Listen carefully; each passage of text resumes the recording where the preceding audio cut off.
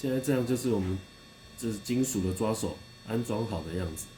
这个是现在打开最大的宽度，像现在最大的宽度大概在23公分。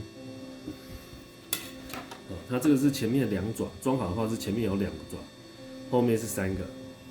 像前面2爪的宽度，这个2爪最宽的宽度是在3.4公分左右。后面这个3爪的话，最大的宽度大概在5.8公分左右。